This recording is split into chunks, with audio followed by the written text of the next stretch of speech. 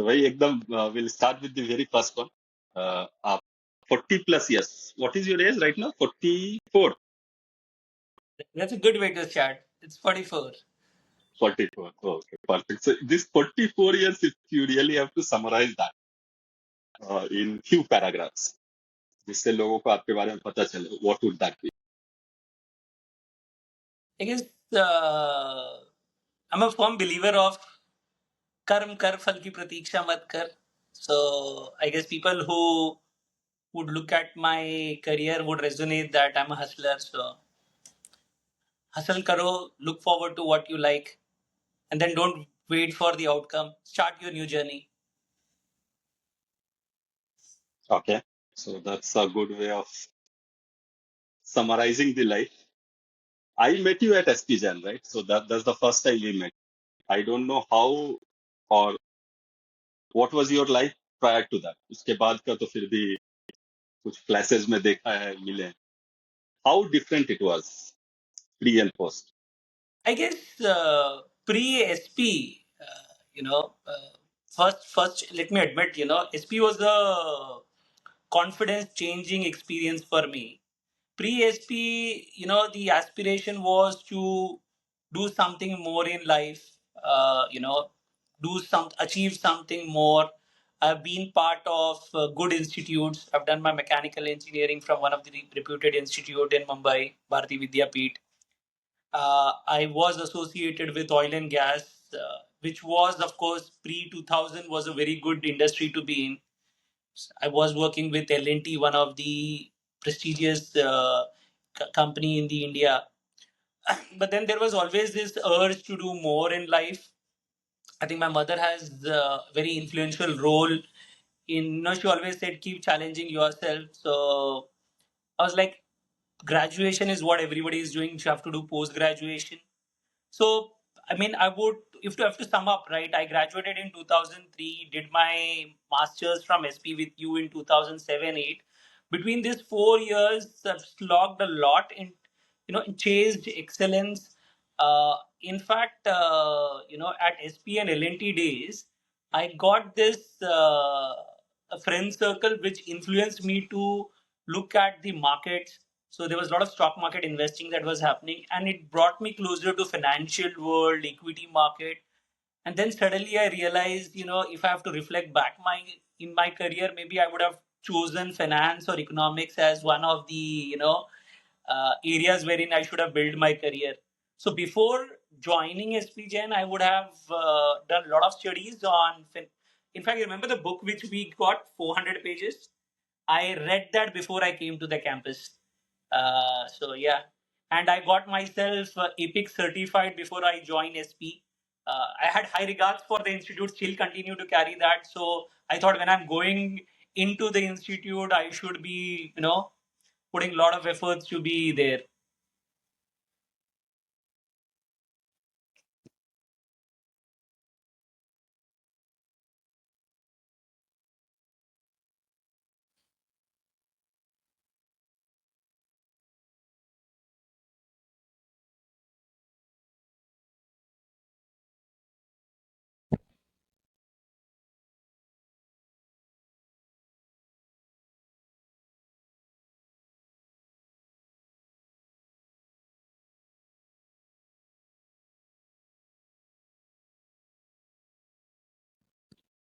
Prakash, am I audible? Yes, I guess you dropped I out. think I think Murphy's law it is right. So I was able to hear till the time you finished that 400 pages book, you was already prepared and went there before going into SPJ. So I just summed up saying that pre-SP, right? The the quest to do more, the confidence, that I have to achieve a lot in life was, so I've done two major things. One, I read that economics books completely, and the second thing was I did myself got myself certified in EPICS, CSCP, which was one of the prestigious certification for supply chain in those days before coming to campus. So I guess before SP days, it was all about proving oneself. Uh, There are a lot of fin influencers or influencers keep talking about, the power of compounding. I firmly believe in the power of compounding, but then the power of compounding needs to be multiplied. It should not be looked only from a lens of money. So normally you say at the age of 22 start saving 500 rupees. I don't believe in that. At the age of 22 you should start compounding on your knowledge. So invest 5 lakh rupees to do something which will earn you 5 crores rupees in the future. So the power of compounding works for money. It also works for your efforts. It also works for your skill set. And I guess your foundation years, primarily after your your graduation years and after you start working in the first few years, have that power of compounding. So that's what I was trying to do before SP days. Yeah. You have dived into an area which is one of my most favorite one. And I'm so very tempted to get in depth to that, but we'll touch on that one. But before going into that, the SP days only, our batchmates currently are almost divided into two categories. One who strongly vows that SPGen helped them. One, the other set believes that SPGen didn't help them. It was rather would have been better if they have continued in the job. Which particular group you fall into? Yeah. Look, I'm a very simple person. Over the course of my 21 years of corporate journey, there were a lot of sessions wherein you introspect on your strength, weakness, your life. In fact, I had for one of the development program, made a life chart of your success and all those things. I am by default happy. I have the gratitude towards whatever I've achieved in my life. I'm grateful to people who have helped me in my life. So to be very, very frank, I owe my success to SP. I know there were few challenges, and I don't disagree with my batchmates in terms of we could have leveraged more, or there were a lot of talented people who could have used this as a launch pad for their career. It was of course a very tough year. We graduated in 2007-8, which was the most tough period, not only from a perspective of financial crisis, but because of the Mumbai attacks that happened in that year. So, but then frankly, I made bondings with people. My confidence has skyrocketed after the SP days. My thought process has evolved. I mean, normally you talk about design thinking or principles of approaching a problem. I guess that is something which I've gained a lot. So I remain grateful to SP. So I'm among the first set of category and maybe in the top 1% who owe their success to the institutes. Great to hear that. Now, I'm deviating a bit. Let's go back to what you talked about compounding. In your life, how you have applied compounding? Compounding your knowledge, compounding your finance, compounding your relationship. How exactly you have applied that particular learning? Yeah, yeah. So I think, I mean, it can be looked from different perspectives. So, for example, if you look at from an education perspective, I did my engineering in mechanical. I opted for a specialization in automotive. If you reflect back, I'm also a firm believer of destiny, right? If I reflect back, I got into chip and I was managing automotive in 2020. So you're managing a sales portfolio and a portfolio of customer in 2020 which are into automotive component manufacturer.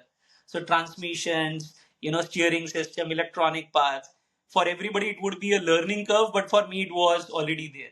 Now similarly, when it comes to my initial years of corporate life, I learned a lot about stock market. I learned a lot about economics, and that I think is the biggest compounding I would have got.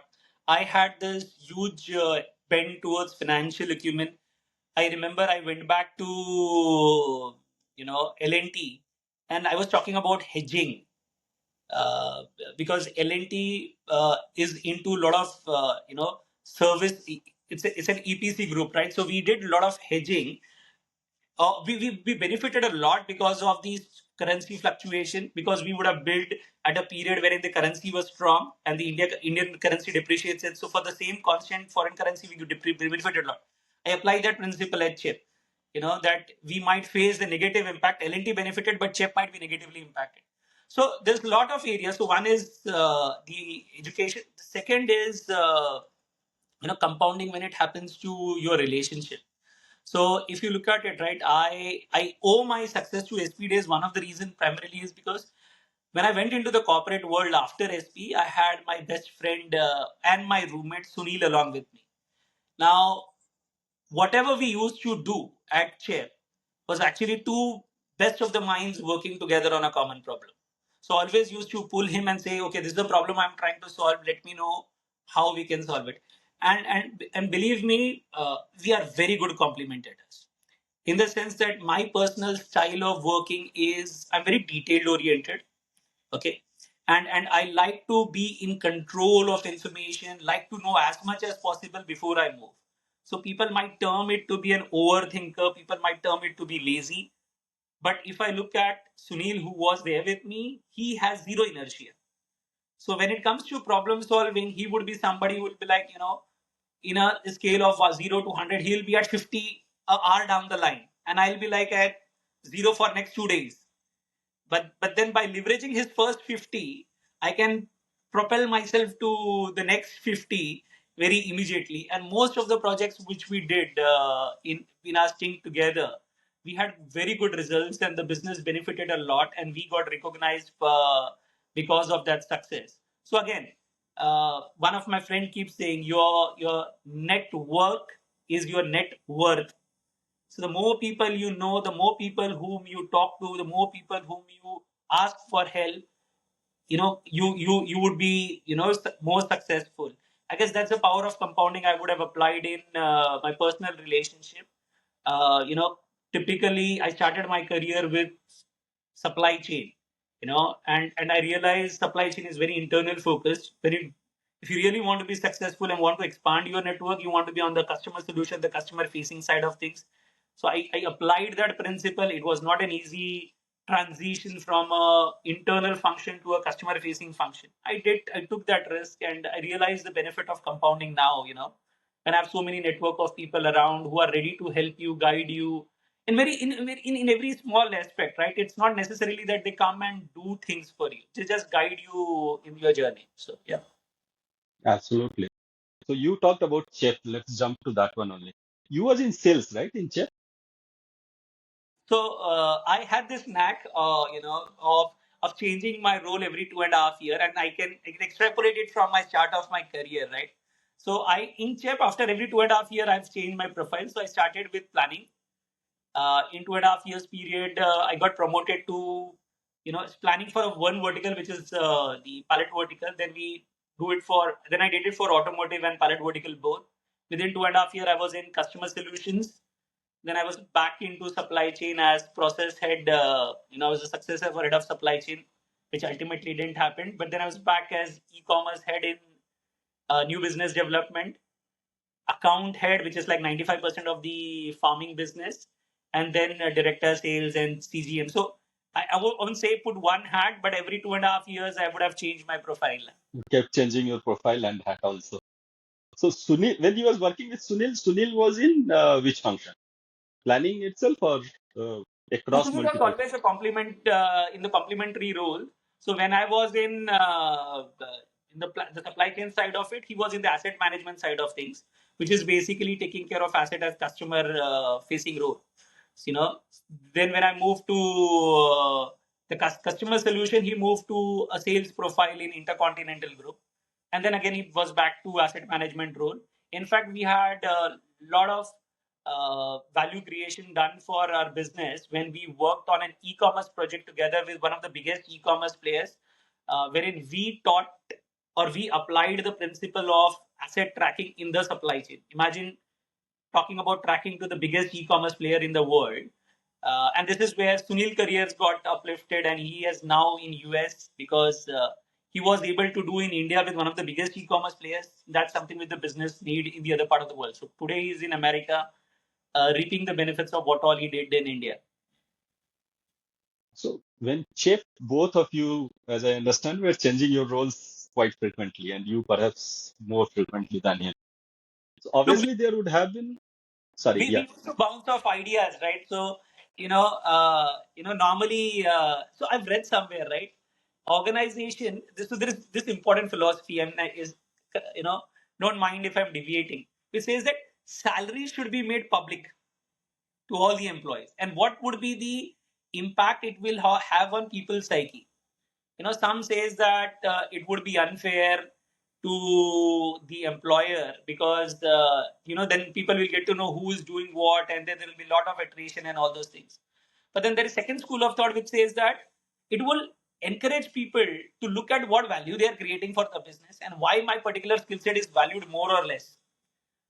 So when me and Sunil used to discuss, I guess my HR always used to feel, यार ये लोग salary increase की बात कर रहे होंगे.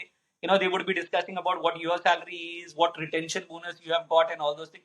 But believe me, personally, between two of us, of course, we discussed that, and we discussed lot many voice stuff. But then our focus has always been at a particular stage of your career, what more you need to do? How do you prepare yourself for the next challenge, right? And this is where I feel happy and grateful about the fact that there are times when you feel down. Everybody goes through the midlife crisis, so called, right? But then I had somebody who can resonate, and we had times wherein we discussed at length about what do we need to do next. It helped. If you are changing your profile, your role so frequently, there definitely would have been many times when you must have felt like I'm completely out of depth here. I really don't know how to handle this situation. Any such instance that comes to your mind, and or perhaps few instances that you would like to share? Look, believe, believe me, changing. So over a period of time, you become a subject matter expert, and also you get certain amount of ego. Okay, when you change when you change roles, your credibility is zero. So imagine I change role, being judged as the best employee of the year, change role to a function which is struggling, and the next day you have an element of doubt. Fish, I don't know what to do next. I don't know how I would be judged, and my credibility is actually zero. You're being again judged based on the value that you create. So it has a lot of self doubt. But one thing which I personally did, and I because I keep saying that I've done lot many roles, I personally did was, okay, took a pause. Okay, what is needed to be successful in that role? Okay, and deep dive into what is needed. Again, I give this this credit back to my SPDs. So I'll give you the example, right? When I moved from supply chain to a customer solution role, so customer solution role was all about modernizing supply chain for my customers. So go imagine going to Nestle and Unilever, telling them how to modernize your supply chain. And I was like, I've been in CHEP doing planning for assets going in and out, right? So it was a very difficult and daunting task. The first thing which I did was I wrote down the problem statement, and I realized there was no team, no legacy. Everybody left. The guy who was supposed to report into me resigned because he wanted to get that role. Right. So I'm like one man army, not knowing what to do, not having any expertise on designing the supply chains, not having any exposure of what good look like or how to engage with the customer, right? And there was a lot of pressure of the sales because we used to team up with sales guys or business development guys. There was a lot of pressure from the business development team. They'll pull my bandwidth saying that, okay, come with me. So somebody would take me to Unilever, somebody will say, come to Nestle. So stakeholders management and subject matter expertise was zero. What I wrote down is, okay, what will my customer ask? Okay, so if the customer says, okay, how do I, if I'm doing automation and palletization in our case, how can my secondary packaging can be more reliable? And I was like, I don't know anything about secondary packaging. Okay, let me think. Who is the expert in that supply chain packaging? And I got to know about a company. I wrote down the name and I said, how do I reach out to that company? So I wrote email to that company saying that, okay, I'm doing this. Can we collaborate? Because if palletization improves, secondary packaging improves. Fortunately for me, the guy in that company was Hari Narayanan. He's also an SP alumni. He listened out to me and he said, okay, I will work with you. So we said, I will partner with you. What I have to offer it to him is just a business opportunity or a cold leads. What they have to offer to me, lot. So now imagine I go to my customer and says, want secondary packaging? Hold on. and I call up the biggest company in the secondary packaging, and their experts are with me doing secondary packaging. So I did a project with Unilever, wherein we actually advocated how secondary packaging should be done. Right now, that confidence I would not have got if I would have not asked to the right people. So that's the approach. I mean, I won't go deep dive into the entirety of the example, but then the thought process is take a pause, acknowledge that you don't know what is the right way to solve the problem, know who are the enablers for it, reach out to them, write the rule book. I guess in today's era, it has become much easier. You know, I'm pretty sure many of us are already doing it. You can write prompts and ask the AI to play the role. If you are in my position, what do you do? I think people are doing it for everything. I have done personally for numerology. I've done personally for situation based writing business case.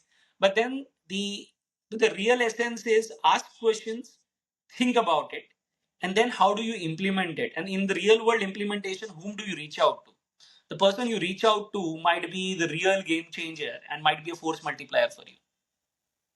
Bottom line is don't get bogged down, ask for help, Yeah, find out yeah, new innovative solutions and handle it, right? true, But true. despite doing all of that, you fail, right? Sometimes you are not successful enough. Again, the approach is either you get bogged down by that failure or you learn from that failure. Any such big failure that you have faced in your life. Yeah. So again, the karma principle, right? So I technically speaking, the outcome is dependent about what efforts you would have. But I guess one example that I feel resonates a lot with me when it comes to failure would be I was a country general manager, and before becoming a country general manager, I was aware of the fact that CHEP is struggling when it comes to the business outcomes it expects from the country. I became the account head into 2022. I put a lot of efforts in the next 2 years to turn around the business. But unfortunately for the management, becoming relevant or staying relevant in the market was not their ask, and they exited the country. And I guess I consider this to be, I wouldn't say a failure on behalf of the outcome, but failure on behalf of being able to read the variables in the business. And I call this as failure because I had a lot of people who have been in those 2 years period giving their heart out for me, who were shocked when they got to know that Chip is already exiting. So was a very difficult phase. It gave me a lot of learning. In fact, I tried to read the Gita book multiple times. I've seen a lot of videos about the Bhagavad Gita during that period just to keep my mind calm, composed, to understand and comprehend. Because what was happened is you normally sign NDAs, right? So 2 years down the line, I already signed an NDA saying that within few months the deal is done and you will be, exiting the country. None of the team members on the field knows it, and they're still slogging and giving their heart out for the business. And I'm sitting in the room and thinking, what's the next move? Because at the end of the day, no matter what's the outcome, the company has decided to exit. So been a very tough phase, but then a lot of learnings. Yeah. And now I have not been in same situation, but I know how hard it is if you know that you are not able to do enough for your team members. Your hands are tied right now. That's a tough phase, and I don't think that's a personal failure, but how do you deal with such situation when there are people who are looking up to you, working for you, and you know you won't be able to help them? How exactly do you deal with the emotion of Yeah, I guess again, right? I think the last line, right? You don't know, you know that you won't be able to help you, right? Again, you apply the first principles of, okay, I can't help. Who can help? How can I contribute, right? Uh, so one of the important things for me was I know the transition would happen. I was aware of the company wherein it will get transitioned to. I know the founders because he's ex Chip, so he has worked with us, and I knew his philosophies, but I was not aware because since we are competing, I'm not into personal touch. So and the private equity company which was part of acquisition is, again, we had alumni from SP in those leading those discussion. So you again have a common connect, right? So now the thought process was, I know two people. One is the private equity company and the acquiring company founders whom I know. I was very very clear from my decision making point of view. The day I was told that this deal is happening, I was very clear that I don't want to be part of this company. I don't want to work for somebody else anymore, right? I guess that's a big detailed discussion about what went through that phase and why I went for entrepreneurship. But then I was very clear that there are two stakeholders who are very keen, because they're acquiring, they want this to company to be successful. And because I'm the leader of chip, they would definitely have a lot of expectations from me, and they would like me to ensure that the integration happens successfully. And I guess this is where things turn, and it's like, okay, they expect me to help them integrate the two businesses. Okay, now what is their ask and what is my ask? So their ask was, how do you integrate two businesses? So 100% customer retention. Of course, in acquisition, 100% is a big word, but then that is a wish list. Process and process integration, people integration, not losing talent, and then most importantly, the technology integration. I've worked on technology projects. I've worked with people very closely in my company, and I've worked with customer very closely. So I had something else to offer. What else I wanted from them? I asked for only two things. One would be from a perspective of people. I was very clear. These is how I look at my team. This is what the outcome have been. These are my recommendations of what matters to them, and how they should be taken care of. you know I guess, since, and I also have to be mindful of the fact that I am asking people to take care of my people, but I don't want to be part of the journey. I think it was one very very difficult conversation, but fortunately for me, I connected well with the founder. We had old memories of working together. I have known him from the market, and most probably he would have got feedback about our team from the market. The fact that we have been very very good at skill set what we bring onto the table, the fact that we have been very good with integrity. So I think that is what he would have appreciated. I connected well, we draw a roadmap, and we had few losses when in few people got got a hit in their career, primarily because they would have joined chef for hybrid, or which is not being offered in the other company. Chef operated like a service company. The new company operates like a manufacturing company, so they would not have understood the cultural differences between the two. Chef was very lean. That was organization is have subject matter experts, so it's very broad. So again, some differences of how it works. So there are a lot of people who would have jumped the ship. Fortunately for me, except for few who would have left because of the hybrid environment, the rest actually exited on a good note. And most importantly, those who stayed back got recognized. I mean, it's confidential, but then we normally have an annual cycle of July to June, and I'm personally aware of how those team members have been taken care of. Some are doing exceedingly well in their career. So all in all, I knew what journey I would take. I'm happy that the founder allowed me to take that journey. I'm happy the fact that he took my recommendations and given what I would have requested for people, except for fewer instances. I think the rest have been solved. So wonderful to hear. And you undoubtedly handled a very, very tricky situation in an exemplary manner. So I saw, this interesting discussion was happening because me and my CFO were aware of it, right? So one of the discussions, there were a lot of rumors happening, and the team came up, are we getting acquired? We hear a lot of this thing.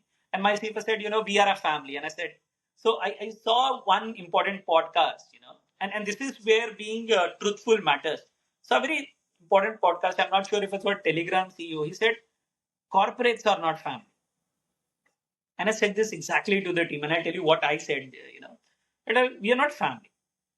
Family don't buy members. Family don't sell members. Family don't give raise to the, one of the family members.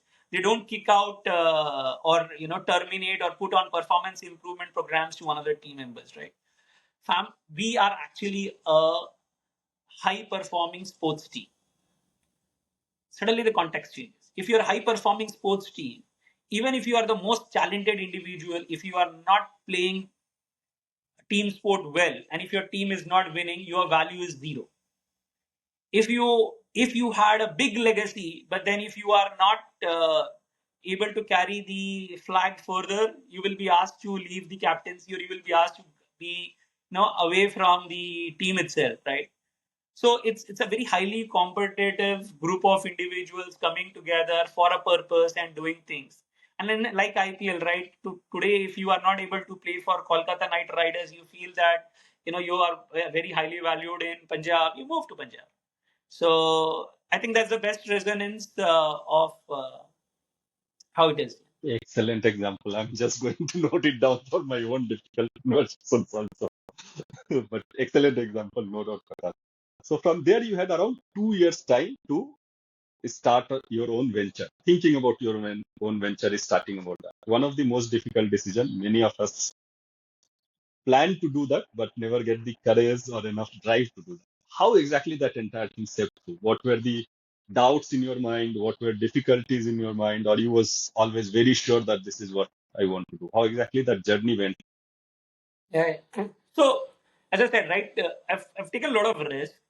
So when you take risk and we start from zero, somehow so if I said I'm an overthinker, I like to go into details. So these are my areas wherein, so that's my strength and in a way weakness as well, right? But then, so when you move across, you work in ambiguity, right? So technically speaking, if you challenge your style of working, if you challenge your strength, or if you build on your strength, if you challenge your weakness, you have come a way out, right? Now, I'll tell. I can share this with you. Maybe first time I'm sharing with someone, right? So when the decision to sell happened, you know, I was the board of director and a signing authority for CHEP India, but then the shareholders are, of course, it's a global company, right? So my super senior came into the discussion table. Prakash, you have to sign this, and it's like, what exactly is this? And it's like, this is a term sheet for us to sell the business. And it's like, okay, so I just have to sign, right? That day I realized, no matter what value created, as I said, right, for the past 2 years, we have been slogging our way out to make this company profitable. We turned it around, not being asked about that we have decided, putting a term sheet on the face of it. And that day I decided, okay, the next document I'll sign would be the acquisition paper, and it would be my decision to acquire. So I decided, okay, enough of this value creation for someone else. If I'm really confident, I'll acquire, I'll do something, and I'll build value for myself. Now, some of the prerequisite which goes into this decision making, of course, it was uh, you know well thought through decision at that moment itself. But then some of the prerequisite which goes into, especially when you start entrepreneurship at a later stages, you have a lot of family responsibility, you have kids. So have you achieved your financial targets? Because you would, if you start at a certain stage, your expectation of returns and outcomes are much higher, because unlike when you start at 22, you have nothing to lose. You have actually need of cash flow for your this thing, and you have a skill set which you need to value. So typical challenges of a entrepreneur at this stage would be, if I do this for X company, I would earn crores. Where I'm doing it for myself, all I'm getting is 1,000 rupees. Right? So time value of money, because, but then there is always a power of compounding. But you have to believe in that power of compounding, right? So you need financial strength to back you up. You need a family support to ensure that if something goes plus or minuses, there is somebody who will take care of your emotional support. So that was something which went into the thought process. Again, I was fortunate enough by the fact that I have a very good friend uh, who has worked across multiple companies, was part of my was part of chef business, and who has this bent towards entrepreneurship. So he has been like always nudging to do something of our own for a while. He would have moved, a year before into his own entrepreneurial journey, and he's like, and this was his second stint. Okay. So normally you make mistake in a first stint, the second stint is always better. So always work with it. No, so there's a saying, right? You learn from your mistake, but be wise and learn from somebody else's mistake. So since it was his second entrepreneurial stint, I thought, okay, now it's good. I was part of his first stint in a very small capacity, but then he said, this is my plans. Why don't you join and then let's do something together? Uh, Unfortunately, fortunately for me, I had a lot of times, but then I can't ride on two boats. So there was a period of 6 to 7 months when I knew chip is about to get sold and he was pushing me, but then I wanted to use my time wisely. So I had a lot of time to decide, but then the decision to go into the entrepreneurial journey was made the instant when somebody put a term sheet in front of me. So yeah. So if I look at, I'm going a little deeper into that, and I'm going to dig Yeah, that. yeah. Okay. Go ahead. So if I look into starting our own venture, you rightly said first is making up your mind. You need time to think about it, plan. Second, finding the right set of people. Fortunately enough, you got one who was the perfect match. Now comes the third part, which you touched upon, which is the financial part, right? And that's a very big part of this decision. Even in financial part, there is one part is your own financial stability. Second one is finance for the business which you are going to start or the venture you are going to start. So I'm getting into a bit into the numbers. How did you plan your own financial security or financial independence in that sense? And the reason I'm asking is, let me give you a background where I'm interested in. I'm staying in a very small city, right, Ranchi. So Ranchi, the expenditure is extremely low. 1 lakh per month is kind of you are living a luxurious life kind of situation. So that way, if you look at your own financial security, the overall amount that comes for so-called starting your own venture is a small amount, not for a city like Mumbai. Second challenge that comes is even starting a venture, although that doesn't require that much of corpus currently, it requires a good amount of money, right? So how did you arrive at those numbers that this is the number I'm targeting and this is kind of plus minus 10% would be the ballpark figure? And then how exactly you went about arranging that money or putting your own money in? So I'm in this, now I'm in the startup ecosystem. I'm in touch with a lot of startups, right? And one thing I can confidently say is many startups fail not because of the product, not because of the customer, but only because of their cash flow. And that's a known principle. Fortunately for me, I have been investing since 2004 and 5. you know so typically, I'm someone, whose need is less than the want. So normally लोग बोलते हैं ना कि मुझे 2 वक्त का खाना मिल जाएगा. I am somebody who can sacrifice 2 वक्त का खाना even for my normal routine, maybe for health reason, not for the wrong reasons, right? So I'm very frugal when it comes to financials, and also I understood, because of being in the market, that power of compounding, right? So I've invested significant chunk, of course. The first initial year of investment went into my SP fees, but then post that I've invested a significant chunk. In fact, I manage a portfolio for the entire family and an extended family, right? So I know the power of compounding. If you just spend some time, I can give you details of each and every investment I would have done since 2004 and the time value of that money. For example, if I've invested 25,000 rupees in which mutual fund or which stock in which year, and what is the time value of money for that stock, I can give you. So I have an Really? Excel sheet which Wow. tracks it. Okay. So I'm very, very meticulous in terms of how do I do personal financing. In fact, for my elder brother, I manages his finance as well. I have to tell him, I can see an undefined expenses in your account, which would mean that your mutual fund SIP would, default. And he's like, why are you optimizing the cash flow to that extent? And it's like, this is the benefit of a joint family. If I add the current accounts amount for all the family members, it is more than 6 months of our expenditure. So why do you want to put more?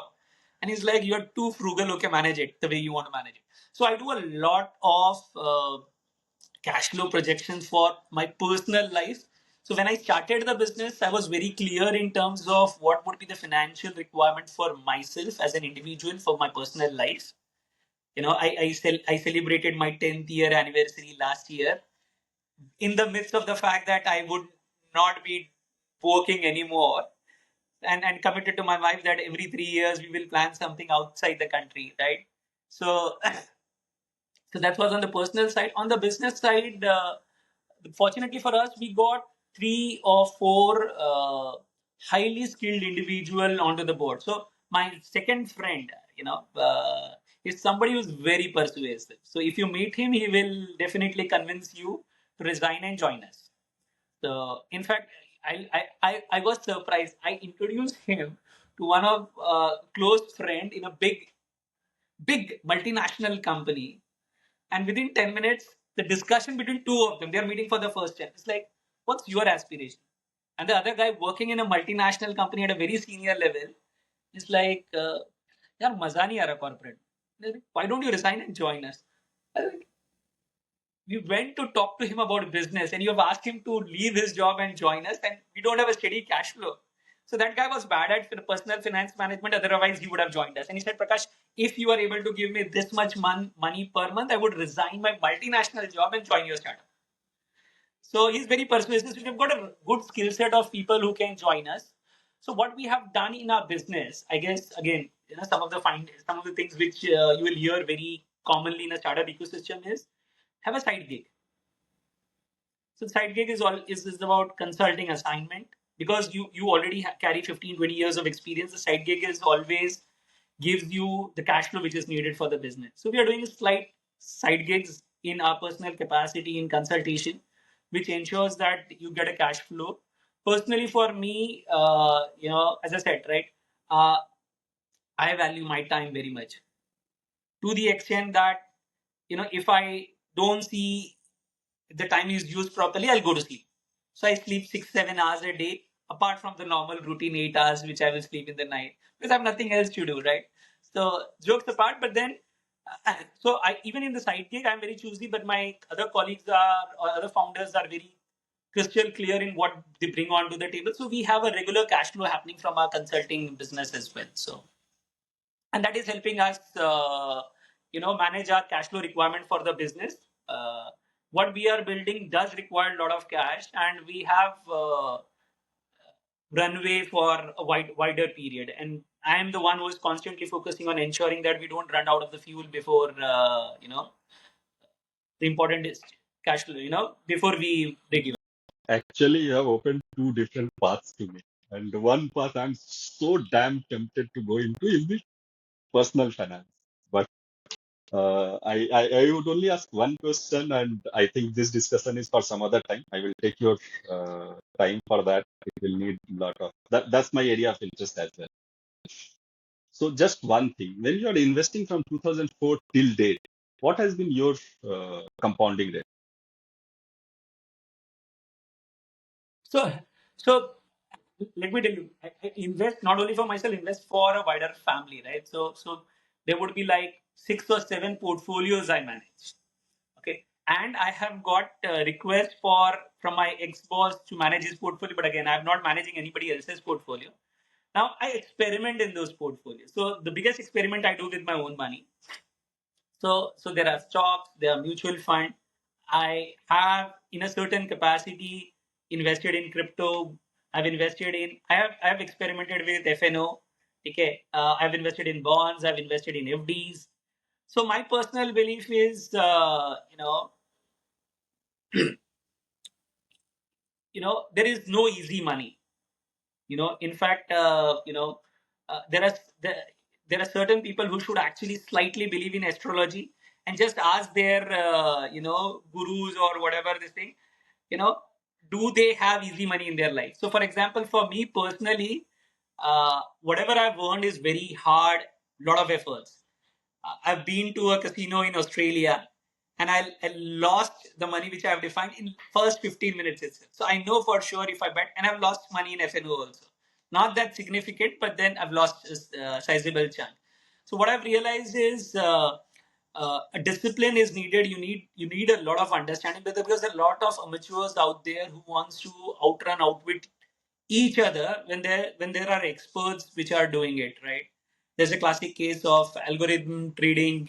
I'm missing out the name. The company which made 4,000 crores of profit. The US company which got summoned by the CB as well, right?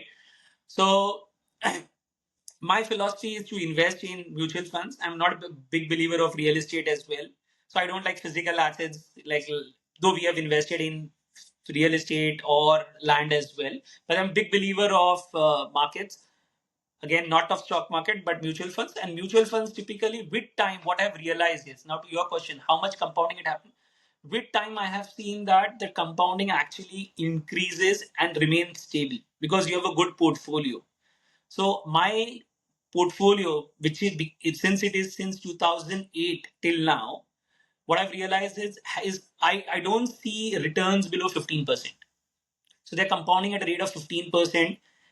In good days, it goes up to as high as 19%, but then toggles between 15 to 19%. And imagine it's all compounding for the last, you know, it's a big That's chunk, the right? most important part. That you started it almost at when you started your career, right? So almost Yeah. at that time.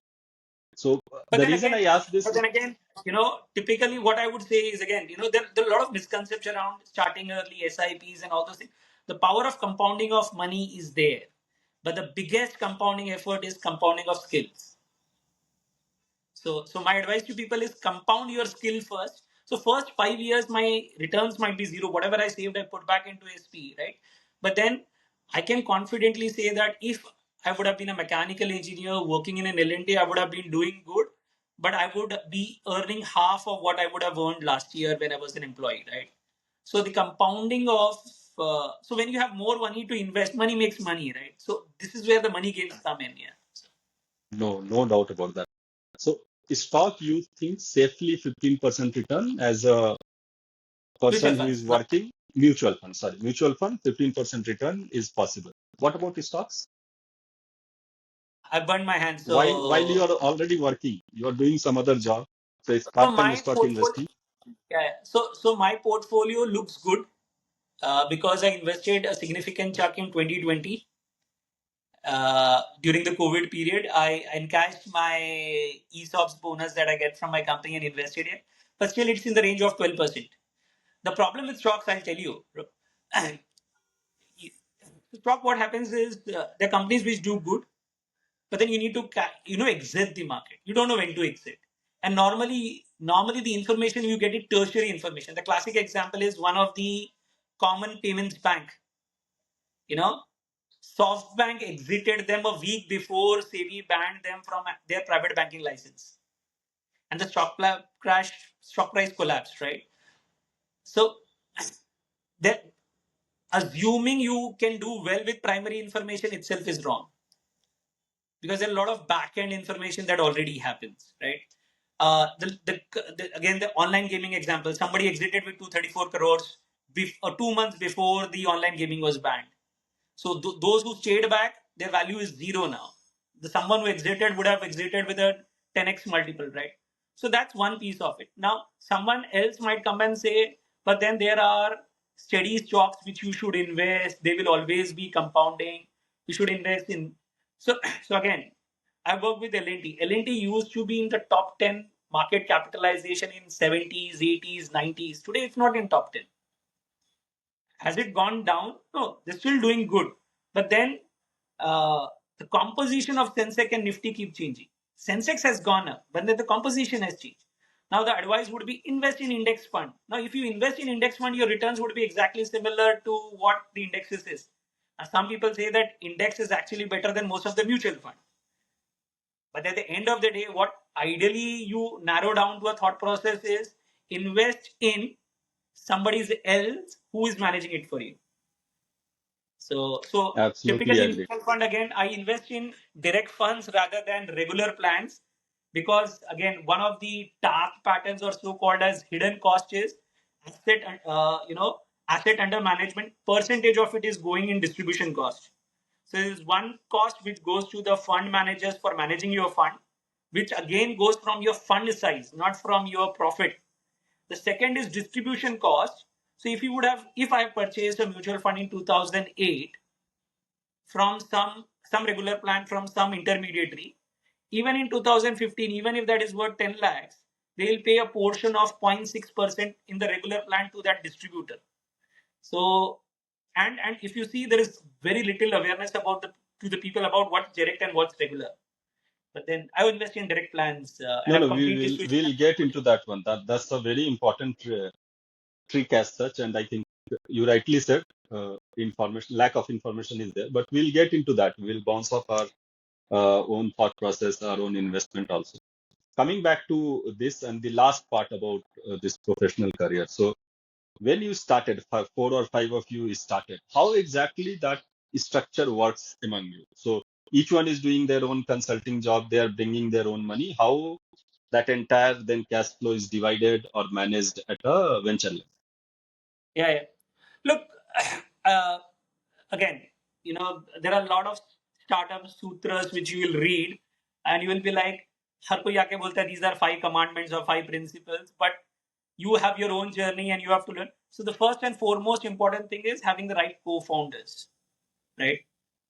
So you can resonate and talk to each other. So it's not that everybody in our team is financially strong. There are people who need cash flows, and there are people at times struggle with the cash flow. I guess what understanding we have is we will ensure at individual's capacity we support each other, because business would have ups and downs. Okay, so that's point number one. So you not need to have cash flow for the business. You need to also have cash flow for your co-founders, because you don't want them get distracted. Okay, again, doing multiple things or building a lot of ideas can be one founder's strength. Being focused and working on one idea can be other founder's strength. How do you manage this difference of approaches? That's the second thing. So what we have done is, you know, these. How do we ensure that our common value creation between all three of us or all four of us which are there in the founders team, what are the common value creation theme for us? And no matter what we are doing, how do we ensure that this idea becomes successful, and how do we ensure that this becomes first priority for all of us? And you need a lot of transparency. You need a lot of going beyond your normal roles to you know go and say that, okay, I'll support this and that. I won't like to share details, but then there's one founder who said, okay, I bring in the expertise to bring this customer, but then bringing this customer would not help my consulting assignment. And I was like, we asked him to come on board 100% of the time, and I said, for the next 6 months, if your cash flow goes negative, I'll manage it on my personal capacity. But then come here, because this idea will give us more rewards in the longer future. And he actually jumped the ship, came, and fortunately for us, it worked, right? So that is very much required. Well said. I think you need people who trust each other and then support each other. Right? That's a good model to go about it. So enough of that as far as career and profession is concerned. Let's get back to life and change in lives. So for all of us, there are beliefs which keeps on changing, right? So we are in 20s, we strongly support love marriage. We are in our 40s, 50s, we become parents and stop hating love marriage, right?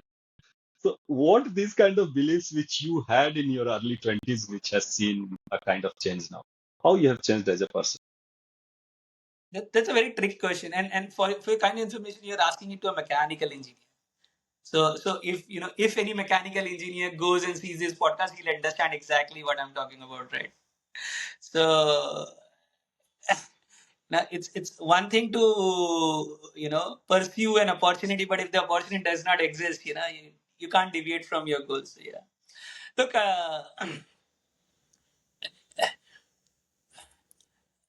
I'm someone who believes, right. Wh- when you say love marriage, right, it's all about you finding the right partners. But then what happens is it gets restricted by your circle, and then of course there are online ways by which you can engage. But then these are again very limited arenas, right? arranged marriage in a certain way is also an opportunity wherein you get to know many people, right? I remember we are, because we are a global company, used to interact with a lot of people from other part of the world. They used to come and make fun of the fact that, "Arey yaar, arranged marriage, mein, how do you know the compatibility with the other person?" And by compatibility, it can be a rude meaning and it can be a genuine meaning also when it comes to emotional mental compatibility, right? And we were joking about it. Then I saw this another senior guy is again British guy, sitting silent. And it's like, what happened? Why you not enjoying the boys' conversation we are having? And it's like, look, I have a son and I have a daughter. My son asked me to go for campaigning for 3 days. I approved it. A year down the line, my daughter asked me that I want to go campaigning for a week, and I was like, no. Like so as a parent, you're always protective because typically youth is where you can do lot many things which are not good or bad, or which we will not appreciate as you go forward in life. But then from a principles of marriage as a foundation, I think both works well. uh, it depends upon to the individuals. You will see a lot of people who would struggle to find a right partner if you only insist on love marriage, and then they will start trying to become someone else to find a partner, right? This might be my belief, right? uh, in an arranged marriage is vice versa. You need to have time to understand compatibility, and then you will realize there are some plus and minuses. I mean, no two people can be perfectly compatible, right? So it's all about knowing what you value and sticking to it. No, no, absolutely true. So marriage is one part of it, but any other belief that you have which has changed over time, because it might be any kind of belief, So right? there So is one weird thought, and I told it to my friend, and I realized I had to rephrase it.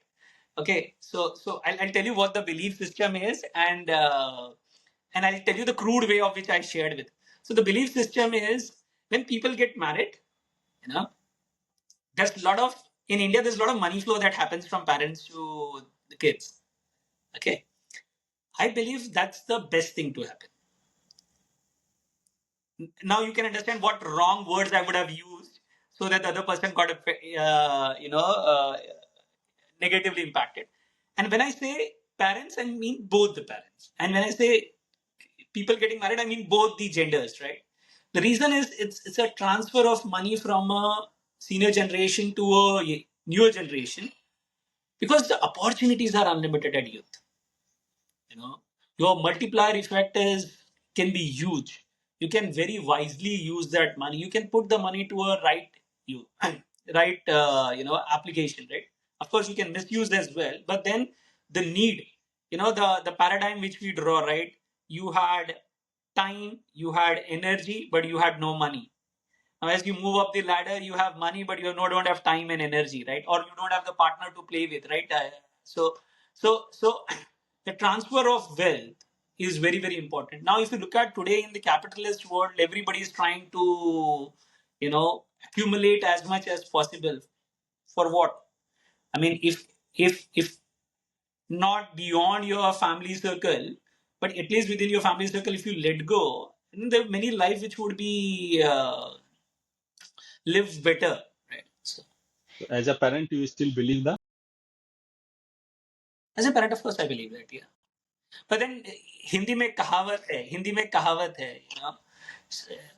पूत सुपूत तो क्यों धन संचोए, पूत को पूत तो क्यों धन Hold संचोए. on. मतलब if your kids are talented, why do you need money for them?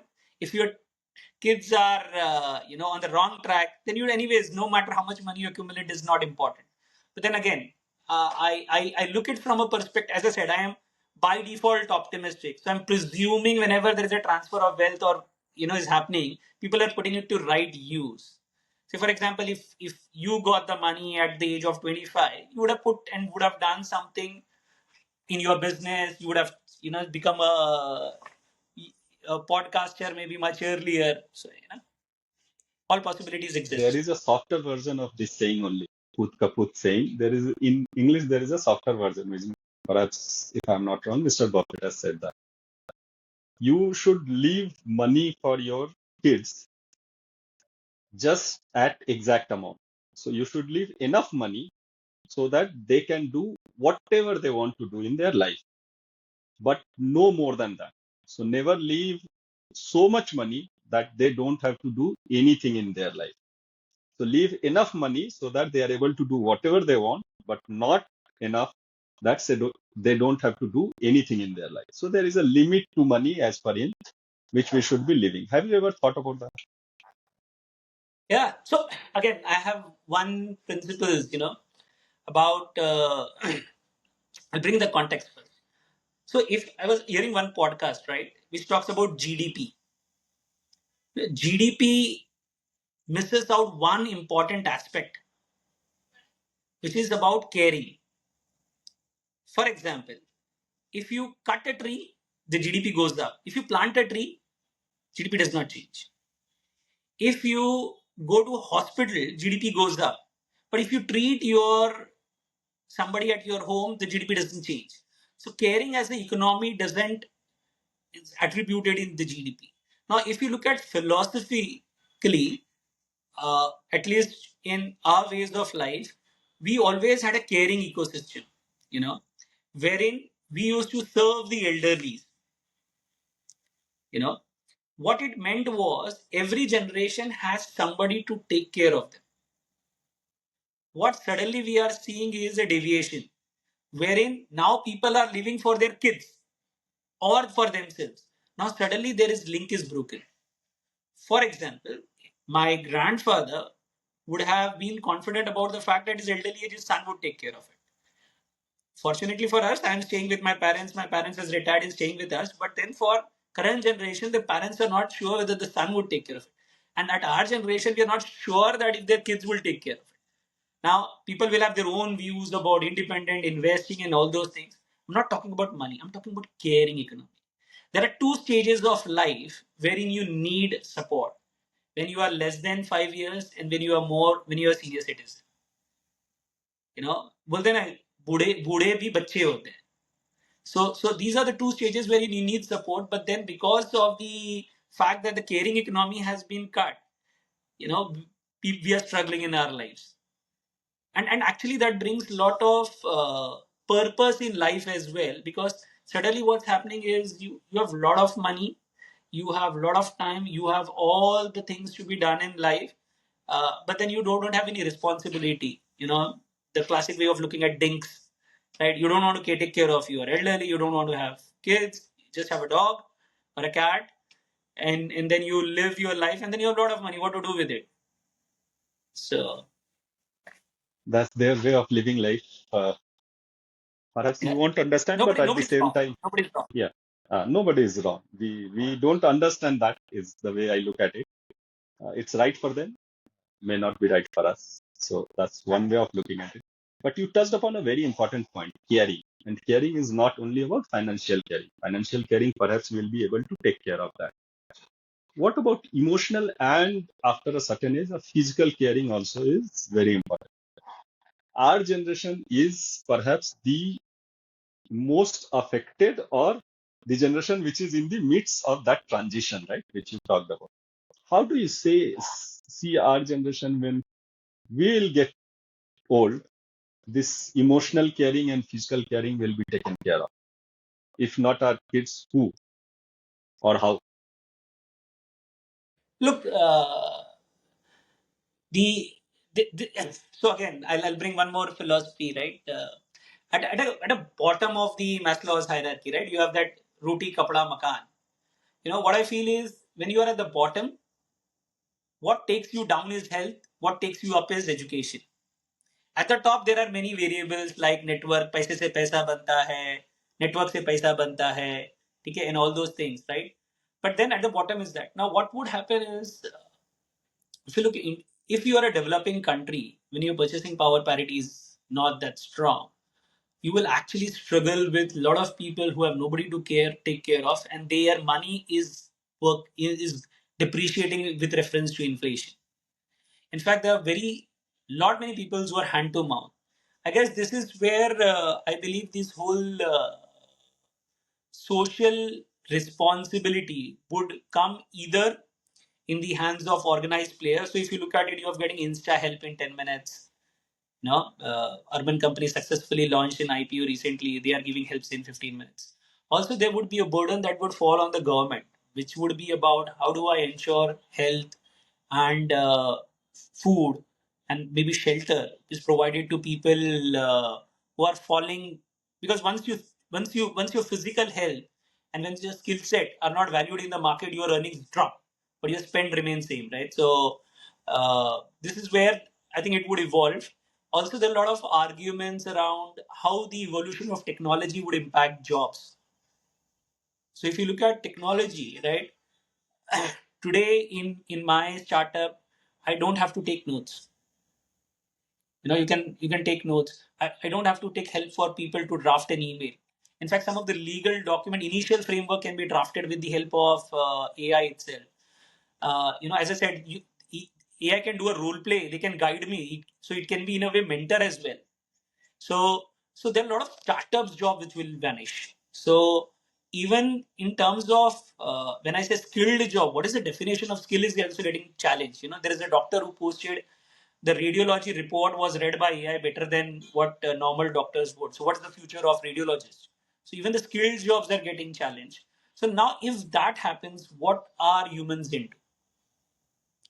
Arts, No, but sports, I'm interrupting you, sir. caring. See, Huh? what you are talking about is a financial support, right? And that's relatively easier to tackle. Relatively easier. Second is Correct, correct. physical support. Physical support, slightly difficult, but is still possible. The area where I think there is a big vacuum is the emotional support, which you was talking about. You are staying with your parents took care of your grandparents, they were staying together. And emotional support is the biggest missing piece as far as we are concerned.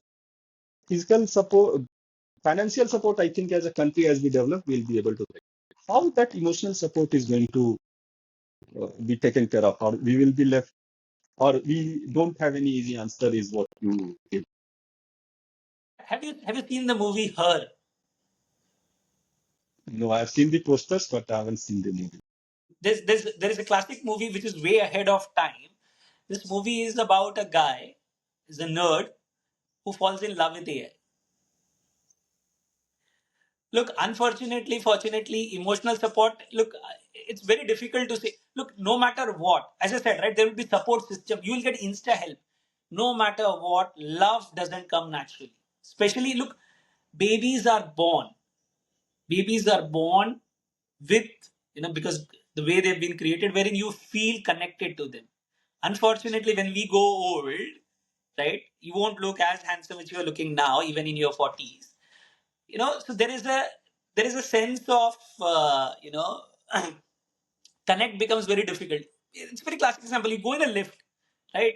See a baby and you just it's so tempted to talk. In fact, I am very tempted to talk. I've been in the streets of London and Australia talking to stranger kids, and my friend would nudge me, "You will go to jail," and so. But then it's very difficult to talk to an elderly person, right? So emotional support, believe me, would be a big void, and emotional support can never come from somebody else. I'll give you a classic example of COVID, right?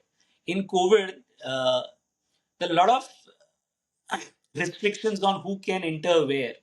So I remember I had a friend who's in US. He lost his father. None of the neighbors came to his house. The immediate family members cannot come because they were away. Me and my brother, we went to his house, and the guard asked, "Who are you?" And I said, "We're family members." And when I went inside, I saw aunt still with uncle crying because we lost him to COVID. But the sane mind says a person who have died with COVID, you should isolate. Right? How can you say that to a wife who has lost her husband? You cannot build that emotional connect. You cannot solve that business problem. Relationship cannot be solved without your network. So friends, families, you friends can fill in, but families matters. That's my personal belief. But then having friends also is important. But then the more disconnected we become in today's world, the emotional bonding or the EQ level will go down. I guess that's why I was coming to when AI comes in. This is what we will have to do. We'll have to be in arts, we have to be in sports, we will have to be talking about each other, we have to be taking care of each other. If that happens, then we have a good future. Otherwise, we would be sitting in a lavish room, going into a depression or Alzheimer, thinking about what all we did in our life. I think we don't have an easy answer, you rightly said. Anyway, come, If you have any ideas, Santo, I will be interested no, in no, knowing. As a businessman, definitely interested in knowing if there's a no, big problem I coming in our actually, way. I actually think about it a lot, not only as a business problem, but as a social problem. And that thing is, believe me, very visible when I moved back to a smaller city. I've never stayed in a smaller city for so long, ever. My life was always in metros. So that's a discussion for some other time. Let's hear from you, not from me. So coming back to now the last part of this discussion and mostly about life. I have already taken more than 1 hour of your time. I had you perhaps have read a book called Power of One. At least I love that book and I always ask that question from everybody. So that book talks about one thing, do it very well and focus on that one habit that might change your life. Any such habit in your life, any one small thing that you always do and that has like a remarkable influence on you. Yeah, yeah. So I think I touched upon it briefly, right? There's one thing which I do every day is challenge the status quo, right? So you will be surprised to know that today in my mental mind, I always bringing framework of what if I go to a PE player or a VC and ask for fund, what would be my pitch like? You know, so every day when I get up, I look at. Of course, I'm not as meticulous I'm sounding, but then I look at what what what do you want to achieve, and what do you need to do, and what are the enablers for it, and how do you start building on it, right? So and believe me that today the tools are available. I guess the biggest differentiator in the past would have been availability of knowledge and information. With internet, it becomes easier. With AI, it has become much easier. So every day I sit down and look at it, right? I told you I'm looking at numerology, right? So just from a curiosity perspective, right? What are the things which can go wrong? What are the things which can go right? What does numerology says that? What astrology says that? Because if I have time, I'll put that into place. How can I incrementally improve from what I'm doing today? So that's one thing which has helped me. It exposes your weakness. So at times picking up a call and talking to a stranger and asking for help is very very difficult. At least for people who are introverts or ambiverts, or people who are self-made. It becomes very difficult. But then I would have done. Because that would have been the outcome, saying that okay, you need to do this, you need to call, and I'll be like, okay, pick my phone and call, or you know many such examples. You need to be structured in this part of thing. Okay, let me be structured over here. So always looking for one small area or one step where you can improve is how you are Yeah, putting it. I And it believe in does, power of incremental, power of compounding. I told you I'm a big fan of that. and you have already touched upon one of my weakest link. It's very difficult for me to pick the phone and ask help from somebody, right? So it's, I know how difficult that is, but very So powerful. me and Sunil had this great conversation, right? And as I said, my third person, my friend Abhilash, he's talk about network is network. So when we were in supply chain, it's like, यार अपने business का कर रहे, अपने ecosystem का कर रहे. In fact, if you remember, we had in SP days this initiative called Samvad, which me and Kaku was leading. So we got this guy, I think he was from Gati or TNT, or one of our alumni. He came back and he gave a good speech, and we then spoke to him, thanked him. And he said, Prakash, the real change, I'm talking about 2007 8, before the e commerce boom, real change would happen if India has to prosper, it will happen in the supply chain. And if you want to really experience that change, be on the service provider side, not on the service taker side. So the biggest multinational companies would take the service, but the one who's providing the service would be the real changes. And that would have prompted me to be in CHIP, right? So So Oh, great. So coming to your family now. In family, obviously there are multiple people who have influenced you, helped you, but who has whose influence is highest on you and why? that's a good question. So I think for guys the obvious answer is their mother, but then I'll tell you there are the important principle which I also try to do it with my kids. Uh, my mom is a big believer of positive reinforcement. So imagine, you have guests coming in and you say, "अरे यार मेरा बच्चा तो हमेशा ऐसे ही करता है." What you tell in front of your friends or this thing, what they hear you saying to others, you're making, you know, if it's a positive reinforcement, you are enabling them to do it. So we do a lot of positive reinforcement. Mom always used to. So some facts, right? I was obese in those days till I was like in my fourth or fifth standard, right? Normally, again, not stereotyping. I was bad in academics. It's obesity and dumb, maybe you can say that, right? So, uh, you know, uh, and then I got in.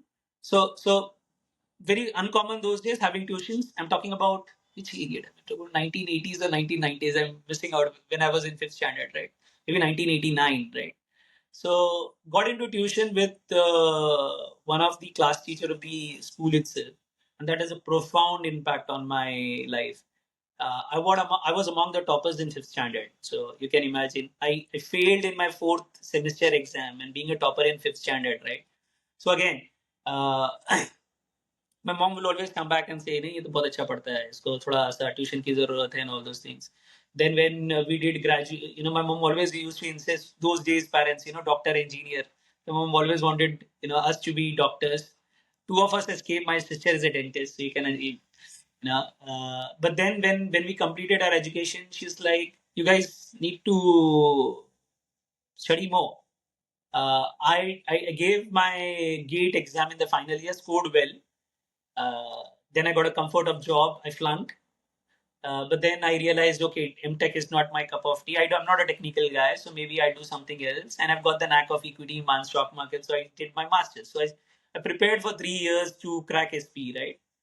Uh, the funny part is, she's like, now we have like me, my brother, joint family, all of us earning. The spouses are earning; they're also doing well. We have a recession-proof family, which is chemical engineer, mechanical engineer, electronics and instrumentation, and IT. Right? Hope AI won't make an profounding impact on all the sectors. Of course, one of them is is a PSU sector. So we have like uh, spectrum of coverage. And she's like, "Why all of you are working? Why be a job seeker? Give job." It's like, okay, sounds very easy, but then that is something she would have told us in way early days, even before I would have done masters, right? Of course, we got married after masters, but then during the early years, why are you always working? Why don't you do something and create jobs for this thing?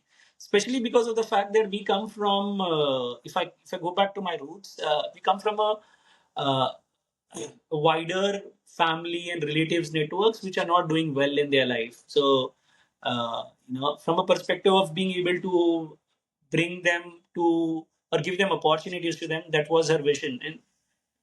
And as I said, like I believe in destiny. Remember in college days, I always used to use dollar in my initials. Uh, and I had this belief that that would be something which would be my, you know, symbol.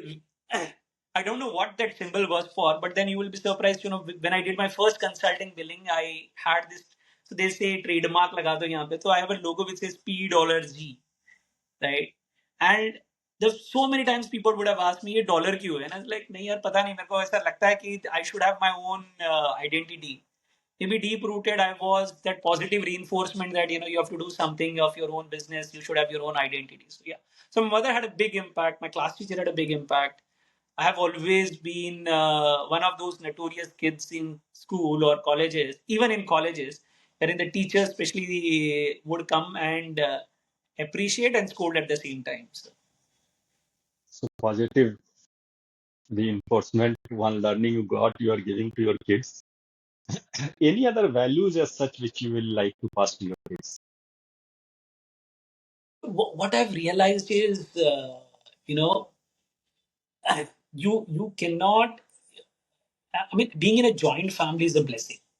Sounds very easy for a guy, very difficult for my better half. But then being in a joint family is a blessing because you cannot impart all your skills. For example, I'm such a deep thinker that I'll sit and think. So technically speaking, I'm teaching my kids to be lazy because your kids do what you do. They don't know that I'm thinking, right? I'm thinking of a business problem in my head. I'm constantly doing conversation of how would I speak to my co-founder, how would I speak to my customer, but they will think like it's a lazy guy sitting in the house, so kids pick up different aspect and kids pick up cross. So my niece, my son, you know, so they will pick cross, and I'll give you a very classic example, right? My son is somewhat like me, very disciplined, meticulous. My niece is very creative, very intuitive. So I got the Rubik's cubes for them, and I knew for sure, and everyone in the family knew for sure that my niece will not touch it. She did never touched it. So I taught it to my son. My son started doing Rubik's cube, so it was 3 by 3, 4 by 4. Then I told my niece, "You have to do it. You will be surprised, that she learned it." Okay. And then we used to play games. Who did it faster? So first my son beated me, and then I realized my niece was faster of two of us. Of course, you would have forget about the speed, because Rubik's cube is all about little complex, right? So there is a lot of cross learning happens. So my so if you look at when you talked about love in between, right? So the love languages, right? So my brother is being an elder son in the family is very very good at caring. So he likes to cook, he likes to serve, he's very personal. If someone has to learn that skill, whether it's my niece or my son, it has to learn from him, right? Similarly, I am very disciplined. I am very ambitious. I am very loud. I can be funny at times. I can be very serious at times. So someone learns that skill. I've spent a lot of we spent a lot of time taking our kids out to play. So again, they learn, cross learn, and all those things. So point I'm trying to make is, if as a kid, if you're exposed to more parents and the more parents are investing in them, that's a very good combination. Also, one more philosophy again, you will resonate this. When we were middle class economy, right, or in the early 80s and 90s, right, you always used to have nicknames for the kids which were very negative, right? Like फट गया मराठी में बहुत common है, right? येड़ गया. So there were negative connotations to the kids. Now we have very positive connotations. Raja Beta, Pari Beti. You will have seen reels on that. Both has this negative impact. And when it comes to reinforcement, when it was negative, you know, psychologically we hesitate to be confident, even if we are well skilled. Like you said, you will struggle to put up a call and speak. Whereas I'm 100% confident, no matter what is the subject, you will be the wisest person on the call, right? But then we have this mentality. Okay, let me be. There's nervous. Now you have a generation wherein the reinforcement is so positive that suddenly they are like overconfident. मैं तो राजा बेटा हूँ, मैं तो परी बेटी हूँ, and all those things. So it might be negative impact, but when you have a joint family, kids connect, then you have a balancing force also. So if I say something to my niece, she'll follow it. If my brother says something, she'll cry. So the So similarly to my trick is son, in right? having a joint family where you expose them to all kind of qualities, best version of You delegate all roles, type of. man. You delegate roles. It's much easier, right? And yeah, much easier for the kids, much easier for the parents. Now, the same parent cannot spoil you and cannot train you, right? So it becomes much easier. Absolutely true. And when these kids are going to get into society, they are going to face society viewers down the line. What do you see in society? There is something which society is glorifying way too much. Actually, is not good for people. Not only for kids, when the kid become teenage or adolescent or maybe even adult. Anything the society is glorifying too much and maybe harmful for them. Look, I guess, as I said, right, the GDP, right, or is dependent, is does not have a caring mentality. It's more of a consumerism. Now, consumerism brings in a lot of negative aspects. Of course, I'm a businessman, so I understand the implications of the benefits of consumerism. But there is also an implication of consumer. It is one of the major negative impact of consumerism is instant gratification. Now, instant gratification can be in two ways. One is your mental or psychological, and the second is when it comes to consumptions, right? Uh, I remember in my childhood days, there is only one uncle which used to come once or twice a month and he used to bring 5 star. I never ate 5 star by purchasing it, but then that uncle used to bring it. So the love for the product or the indulgence was limited. Today, you know, I have to eat this. I don't have it. I order it and I get it. What is making it is there is an overconsumption happening. Obesity is becoming a big problem. There is a big problem of valuing the things that much. Similarly, on the psychological side of things, right? I guess with the advent of instant gratification, the reels and mobiles, I guess even people at our age have got hooked. In fact, you know, there's we have a joint family, so we know the implications, right? So I tell my dad, आप हमको बोलते थे TV देख देख के बिगड़ जाओगे, मैं आपको बोल रहा हूँ मोबाइल देखते देखते बिगड़ जाओगे.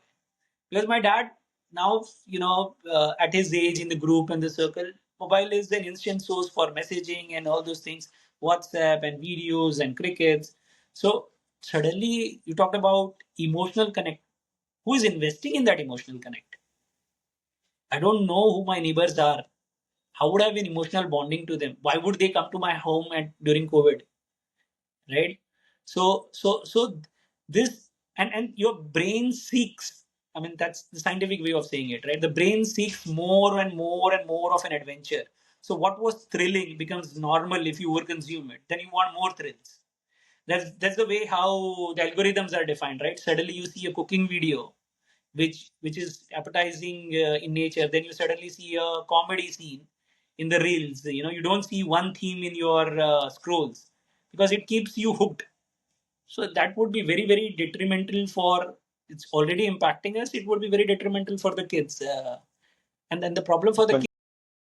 No, so very well said. It's like too much of consumption and too little of outside exposure. That's definitely killing the culture, no doubt about it.